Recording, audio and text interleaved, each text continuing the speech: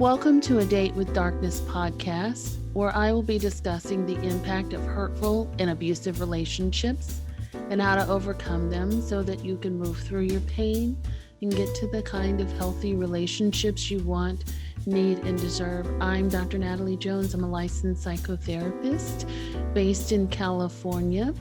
While I hope that you find this podcast educational and informational, please note it should not be substituted for treatment with a licensed mental health professional.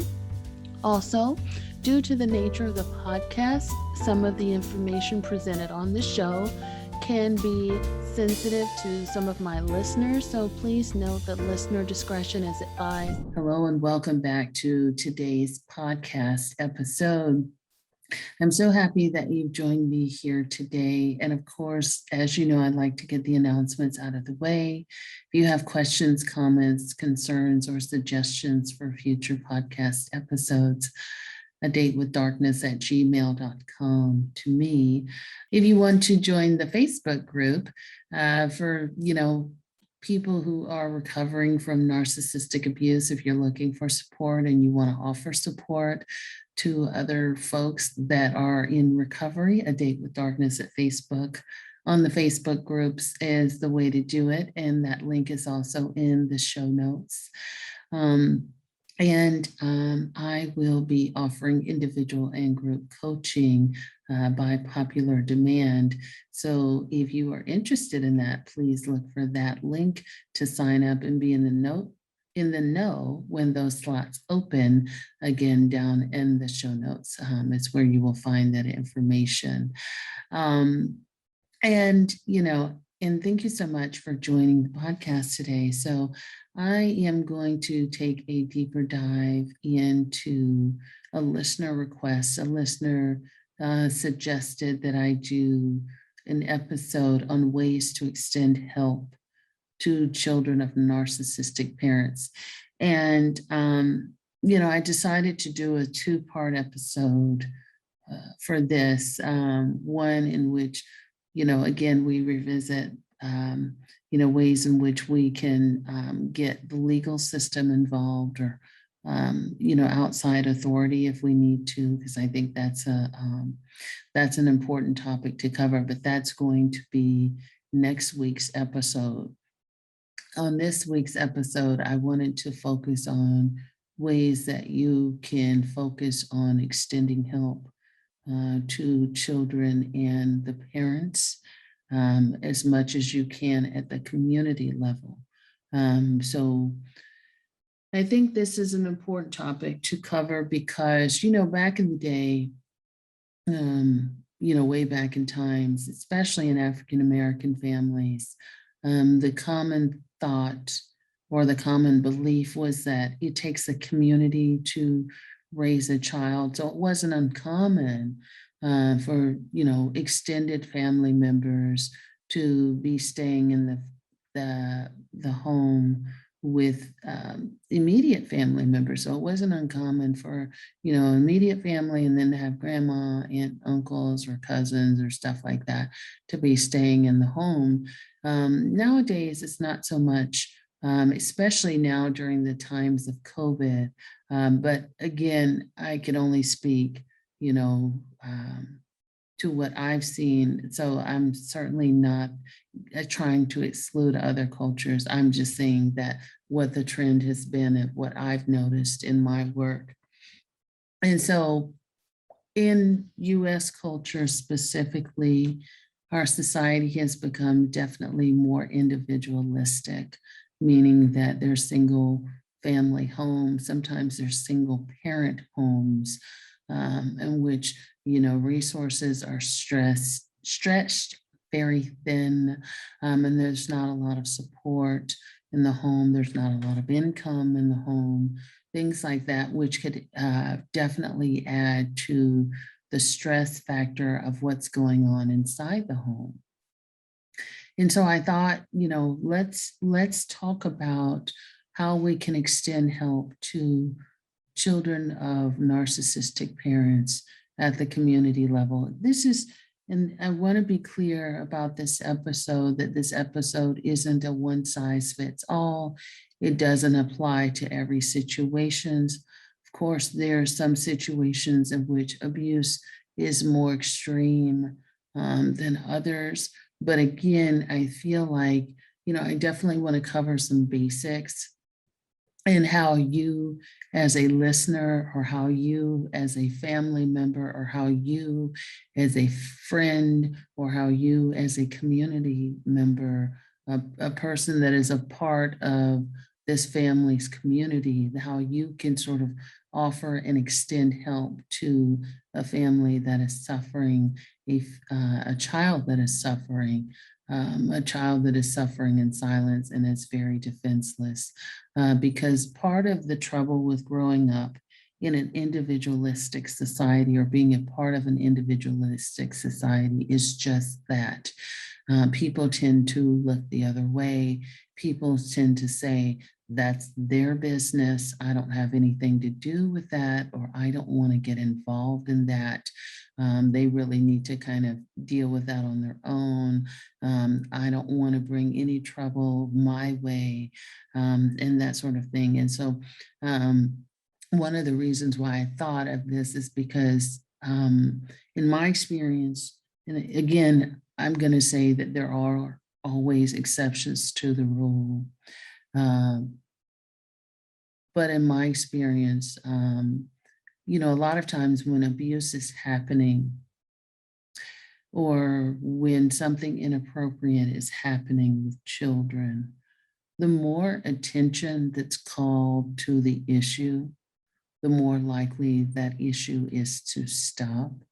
Again, I'm not going to say that's always the case, but again, when you bring light to abuse, or when you highlight something that's happening, or when you highlight that someone is doing something wrong, if you have, again, power and authority to make it stop, then that's when, they're less likely to do it again.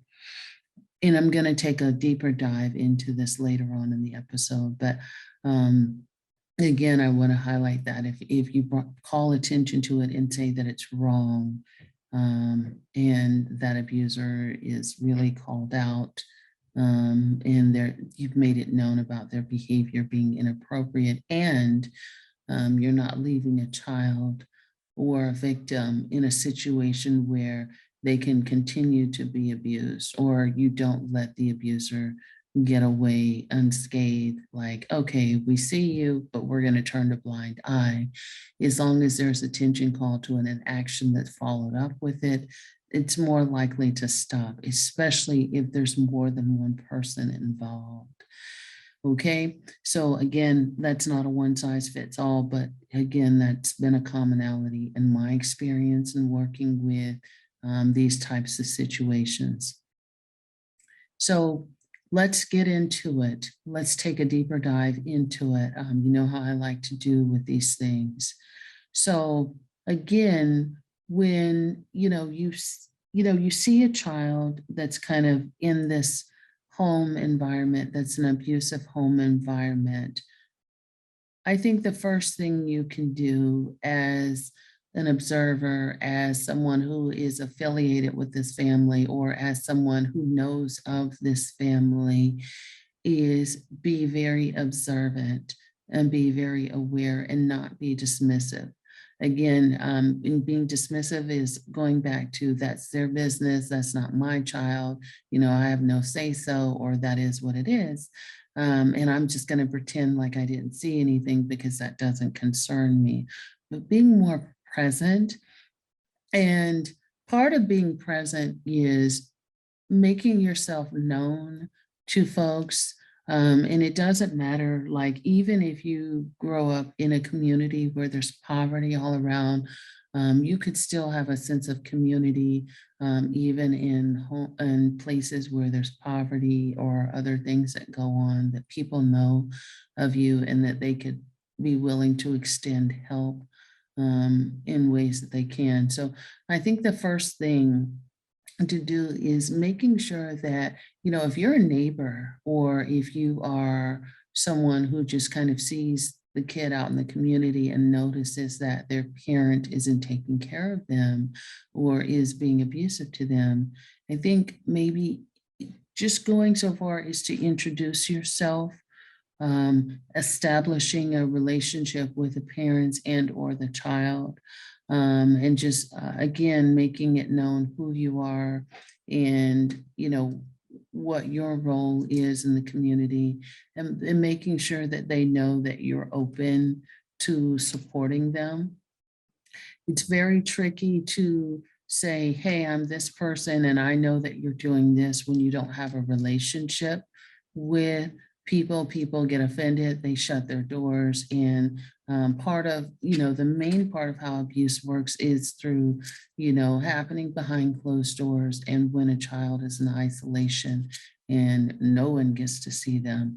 But again, if you can kind of establish a relationship and a rapport, that's the first way to kind of get in good. And again, this is all relative to whatever your comfort level is. But if you introduce yourself, hey, I'm so and so, and I live at such and such place, and I'm here and I'm available if you need anything, or whatever it is that you're able to offer. I've got children, your child is welcome to come over and stay with my children after school if you're not home. So again, making it clear who you are and that you're open to supporting the child and the parents if they need some additional support. And just sort of building rapport. Building comes before anything, because if you don't build that rapport, then you just seem, there's a cloud of suspicion there. People don't know you. They may think you're a child predator, whatever the case may be. Like, who is this stranger just coming up and talking to me? And again, when you're dealing with people that are abusers that may not necessarily be open to engaging, it can already be particularly difficult. So making sure that you build rapport if they see you around. Number two is, after you start to get to know them, I think it's a good idea to always continue to check in with the family. Again, part of how abuse works is through isolation and behind closed doors. So checking in, even if you kind of go and knock on a door, even if you ring on the telephone line and just saying, hey, how's everything going? I just wanted to check in with you. How is little Billy or little Susan or whatever the child's name is? I haven't seen them in a while, or, just wanted to check in, or even voluntarily going over there to kind of lay eyes on the family. Again, it's kind of that consistent follow through. And again, when people know that they're being noticed and you're continuing to kind of, insert yourself, again, not overly intrusive, but just in a way that you're genuinely invested in everyone's well-being, that could be a potential way to, again, continue to have a consistent relationship and continue to build that rapport, and also continue to have a way to have access to people and reduce that isolation, reduce the stress of the family, or the parents, the family, the kids, not having any sort of outside connections or not having anything. Again, when what I've noticed in my work with families and communities is, again, when folks feel like they are, kind of wafting out there alone, or they don't have anybody, or all this stress and all this pressure has built up, or they're going through a divorce and now they're a single parent and now they don't have people that care or give a damn. That's when the pressure starts to mount and they start to lash out to children. And if a parent is truly a narcissist, this will be an ongoing thing. But again, the more you sort of check in, more you sort of check in and, make it a point to try to have a relationship, that can continue to cut down. And, I'm not suggesting that parents will always allow you to do this if they're abusive, or they will always allow you to have access to them, or that this will be easy. But I'm just telling you from my experience, some of the things that I think could help. And so remember, this doesn't apply to everyone. If you have access, number three, what I would say is, again, once you've established that rapport and you have access, making sure to continuously engage the parents, shoot the breeze, talk about things that you guys can all relate to, having a casual conversation. But also, if you see something going on that is concerning to you, with the parent and their child, especially after you've already established that rapport and you guys have that relationship, say something. Hey, I noticed that Susan hasn't changed her clothes in 3 days. What's going on? Is everything okay?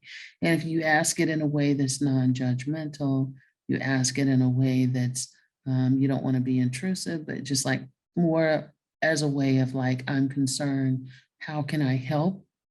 And that may be taken a little less offensively, or they may be apt to engage with you. Again, it's not always the case, but once you have a rapport, it's a lot easier to start establishing that conversation and asking about things. And, if you want to offer support, which is my fourth, bullet here, is to make sure that you do offer support. Like if you're asking these questions, offer support, and that could come in the way of helping to problem solve. Like, oh, okay, if your daughter doesn't have any clothes, then I know where we can go get some for a reasonable price. Or I may have some stuff in my closet that I don't need anymore. Or, I know where we can potentially go and check in with some folks, and that may have some stuff that she could use. Or, there's, maybe the flea market or something like that. But again, offering a place, offering resources, and maybe even that might be looking like, okay, well, I could see, talking to the parents, I could see your stress, maybe your daughter can come stay with me after school, or maybe your daughter can stay with me on the weekends, and that way you can kind of have some quiet time to yourself, because I can see that you are very, very stressed, and that, raising a child by yourself, or, kids can be difficult, but I'm happy to kind of take them off your hands and take them out to eat, whatever the case may be. So offering support to the parents. There's also a way that, again, if you've established rapport with the child and that you know the child already, that you can also offer support to them also, in saying, hey, if I just want to check in, see how things are going with you. If there's ever a problem that you're going through, you can talk to me and you could tell me, and I can try to help you the best way I can, or I'll be here to listen, and I'm not going to judge you for it. But I've just noticed that sometimes things don't seem okay, or that you kind of seem very quiet or to yourself. And if you need me, I'm here. So offering support to the kids, or, hey, I noticed that you come home by yourself. If you want me to talk to your mom, my kids are over here playing, and you're welcome to come and play with my children as long as your parents give permission, that sort of thing. And just being able to listen. Now, if a child should come to you and, they express a problem that, my mom is scary, my dad is scary. Sometimes they fly off the handle, or they won't let me have any friends. Be available to listen. If that's something that you offer, be sure that you're there to back it up. And also making sure that that child has a way to have access to you, if they want to call, or if they can come by. I'm here, I work during the day, but I'm here after 5 and you can just come by, and play with my daughter if need be, but making sure that there's a solid way that they can have support to you, because you don't want to offer support and then not be available when you offer it, because that sort of builds up that distrust, that builds up that letdown. It's like, oh, well, I tried, but then I couldn't. And also listening without judgment. One of the things that abuse is going to look different for everybody.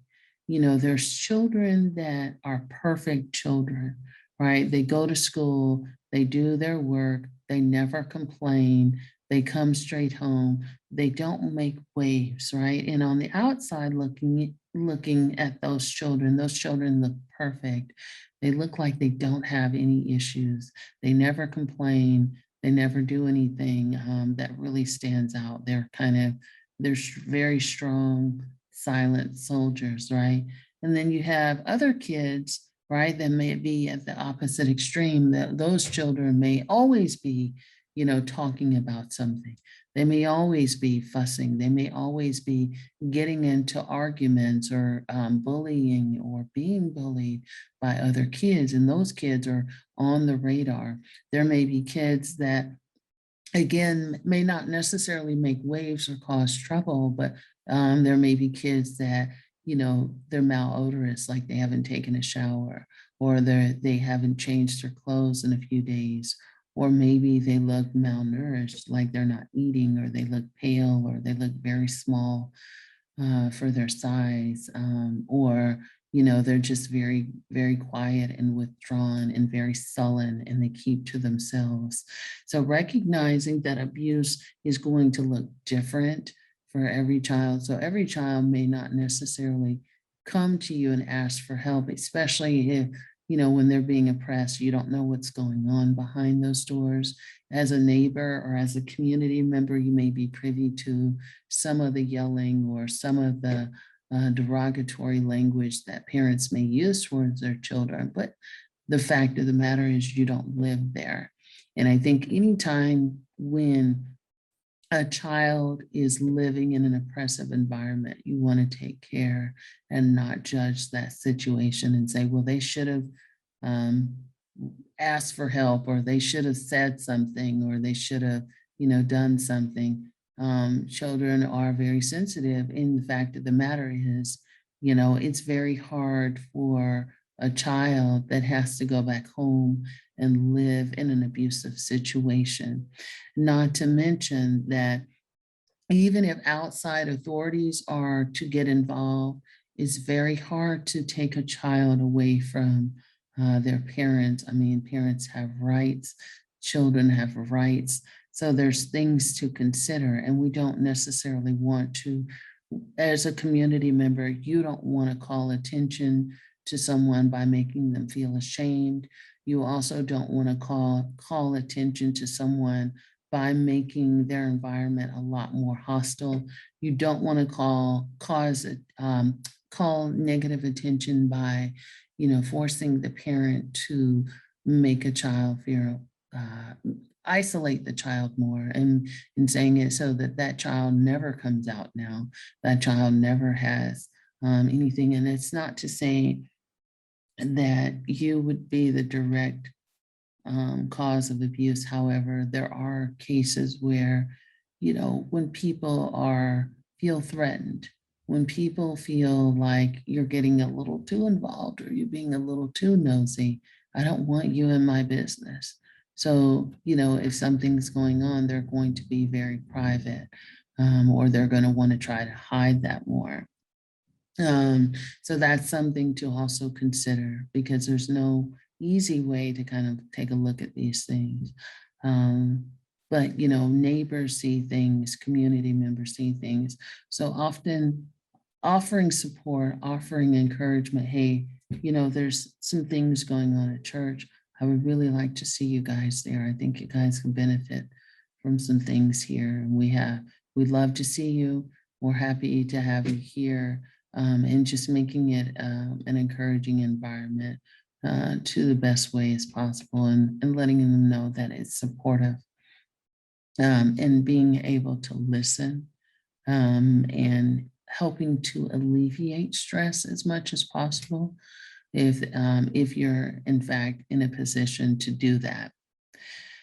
And so, that comes by way of offering community support. Again, clothes and things like that could help.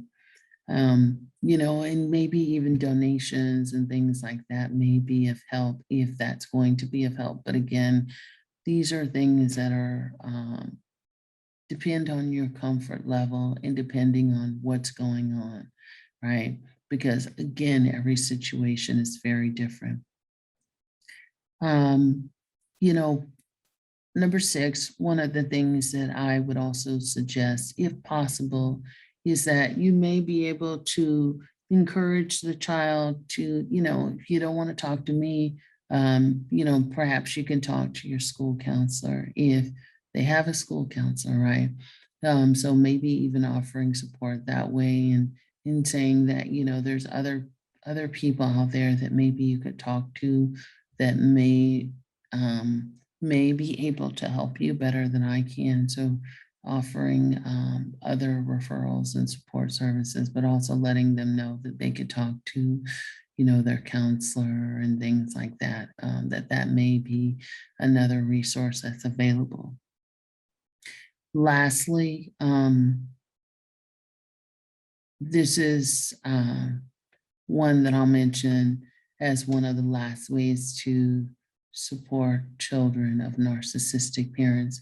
If the abuse is overt, meaning that you've heard it, you've seen it, you've seen the results of it, and you can say without a doubt, hey, this child is being abused, I would encourage you to alert the authorities.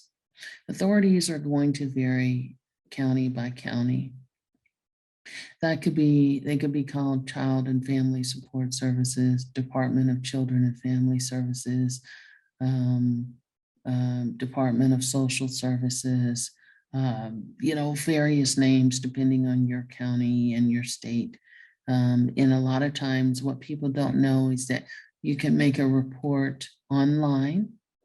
You can call the hotline. Usually that number is 24/7, and you can make a child abuse report if you see something that's happening: sexual abuse, physical abuse, abuse that is very overt that you can see, can definitely be reported. You can also call the police if there's child neglect, if there's child if there's deprivation of nutritional services. So you see deprivation of nutrition. So if you see a child being starved to death, or you've noticed that a family has 5 children, but you haven't seen maybe 3 of the children in quite some time come and go from the home, and so you can call in the police and ask them to do a welfare check and say, hey, I'd noticed that this family has X amount of kids, but I haven't seen these children in quite some time. Or I've heard this family arguing, or I've heard, what seems to be physical abuse or things being thrown at a child. Again, you can call and request a welfare check, and you can call your police services. You can dial 911, or you can dial the other, whatever your local police station's number is. But I would always encourage you to call emergency services for a welfare check, or you can contact Child and Family Welfare Services as well to report that issue. With Child and Family Welfare Services, they typically do keep your name anonymous. There are times when anonymity is revealed. However, that's usually when a case goes to court, and parental rights are taken, or there's some questioning about the parental rights, things like that, or a judge orders those records to be handed over. if that person is being prosecuted, and then they may have access to who made that contact call. But, you know, and so that is something to also consider, or you can make an anonymous call and just say that I don't want to give out my information. But, I personally have made several of these calls, and at the end of the day, as a therapist, we are mandated reporters, people that are licensed in the state of California. So we're mandated reporters, which means that as a mandated reporter, you have to report child abuse or neglect when you see it, or elder and vulnerable adult abuse and neglect when you see it ASAP. And so, again, they can maintain the anonymity, but if a child is in immediate danger, or if a child's welfare is being threatened, or a child is being sexually abused, my personal thought is, for me, I'm willing to forego any thoughts that I have about uh, protecting myself in order to protect the welfare of someone else. And I realize that not everybody may think that way, but I think as a community, if you see something, you should say something. You just never know. You could be saving someone. And if you have that inkling there, or if you know that something's not right, or it hasn't been right in a way that a child is being touched, a way that a child responds to someone trying to touch them, or if a child's behavior is very off, um, you know, I think that as a community, you have the obligation to say something. I also think that as a community, there is always strength in numbers. So, I know we have what's called bystander apathy, or, which means that, when something happens, if there's a lot of people standing around, and a lot of people observe it at the same time, they're less apt to jump in and do something, because, with bystanders, people think, oh, the other person's going to do something, or somebody else will do something, or, maybe somebody will get rescued, or I don't want to be the one to get caught up in the melee, or, whatever the case may be. But again, I think the more we start thinking as a community, the more we start to intervene, the more we start to offer support, the less likely these types of things are to happen, the less likely these things are to happen over an extended period of time.